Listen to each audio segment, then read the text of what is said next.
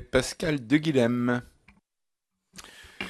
Oui, chers collègues, je crois que les rapporteurs, je crois pouvoir le dire, ont sans doute bien conscience que les recommandations qui sont faites dans ce rapport seront davantage retenues, observées et commentées dans les médias spécialisés et dans le monde du foot professionnel, bien entendu que par la commission de l'éducation stricto sensu, parce que très rapidement on va dans des éléments techniques, dans le fond de ce qui constitue la gestion des clubs sportifs professionnels de football. Plus largement d'ailleurs, je voudrais dire que nos recommandations pourront être observées aussi par l'ensemble du sport professionnel. Puisque si notre attention s'est portée relativement à la question de la mise en place du fair play financier à l'échelle européenne sur le football français et sur le modèle économique de nos clubs pro de Ligue 1, de Ligue 2, en n'en pas douter, on pourrait sans doute étendre ces questionnements à d'autres sports aujourd'hui. Et puis aussi, en tant que législateur, Marie-Georges l'a dit, nous avons au cours de la précédente législature, mais avant aussi, été amenés à légiférer, non seulement sur la question des agents sportifs, mais sur la question de l'investissement dans les stades.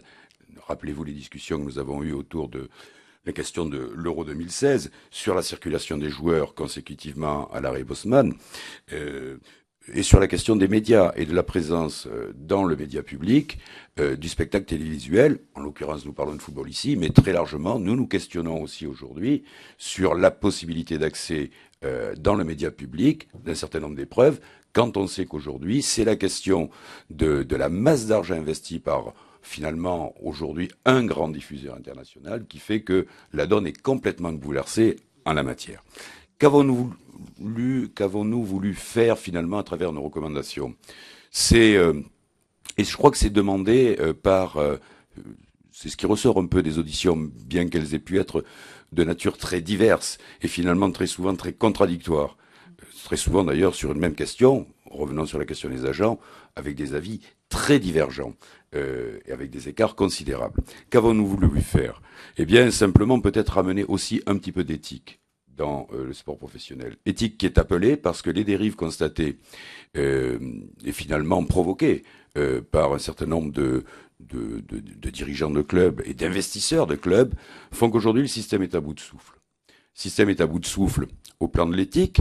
Aujourd'hui, vous pouvez avoir un championnat de France avec des équipes de football professionnel où ne figure aucun joueur français sur une liste de joueurs qui rentrent sur le terrain. Donc ça dénature un petit peu quand même, reconnaissons-le, complètement l'idée même de l'équipe qui représente telle ou telle ville. Et ceci, à notre sens, n'est pas tout à fait admissible. Bien sûr, nous reconnaissons que la circulation des joueurs est sans doute nécessaire et elle fait partie du monde tel qu'il est.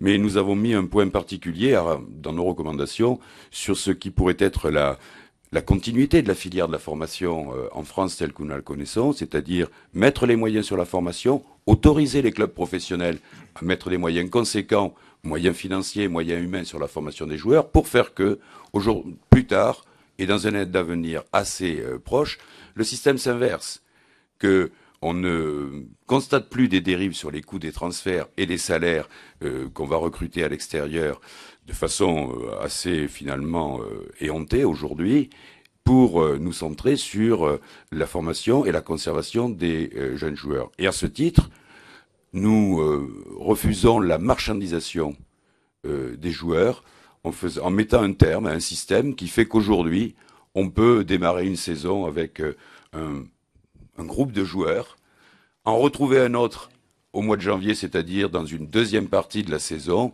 et pour revendre à nouveau ces mêmes joueurs en fin de saison. Donc arrêter cette circulation des joueurs, qui est en même temps une circulation d'argent au bénéfice massif de quelques-uns, puisque au-delà des rémunérations, les montants des transactions sont tout à fait inconcevables dans le monde dans lequel nous vivons. Les rémunérations des agents de joueurs sont aujourd'hui encore, malgré l'intervention du législateur, tenue dans la plus stricte opacité. Voilà, parmi d'autres préconisations, celle qui nous semble, celle qui, de notre point de vue, va retenir vraisemblablement l'attention de nos observateurs à l'extérieur de notre institution. Merci Pascal de Guilhem.